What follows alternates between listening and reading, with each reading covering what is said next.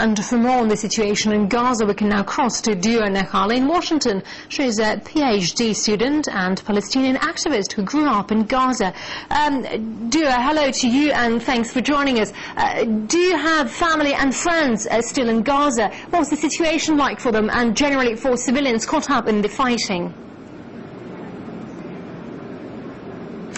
Yes, I do have family and friends in Gaza. I actually grew up there. I was born there and grew up there. My parents and two brothers, these are my immediate family.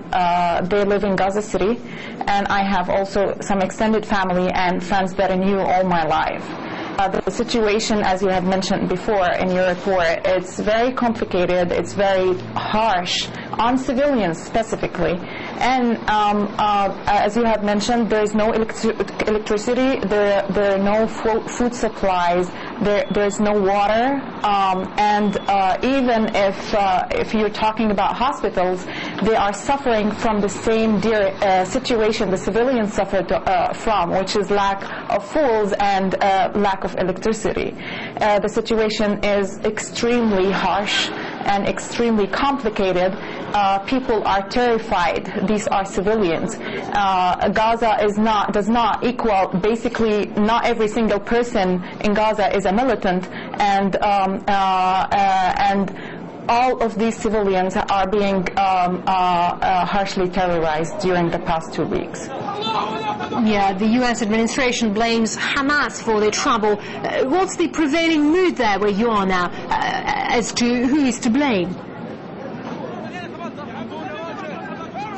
I think there are a lot of people to blame here. It's not only Hamas. We have to put things in context. This is a story of occupation that started in 1948, and then again it got extended in 1967. Hamas is only one actor in the scene. We have Fatah.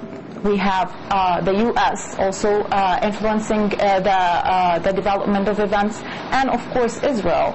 Arab countries have been resigning direct intervention in the conflict, especially during the past 3 decades or so.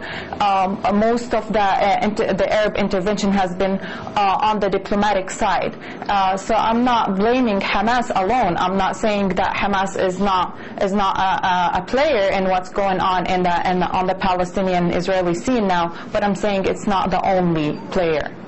Yeah, and also the Obama administration is due to take office in just 10 days. Do you expect a stronger reaction from the president-elect, given what's happening in the Middle East? Can you repeat that? All right, yes, the Obama administration is about to take office in just 10 days. Do you expect a stronger reaction from the president-elect, given what's happening in the Middle East now?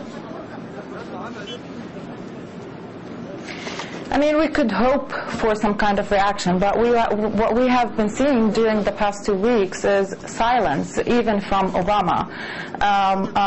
If he did not come to the scene and say any word about what's going on so far, it doesn't seem that there might be a lot of difference. I mean, we could hope. This is what is expected from Obama. It's one of the many issues that are being expected from Obama once he takes office, to do something about the Palestinian-Israeli conflict. But so far, it does not. I do not see very positive signs about that.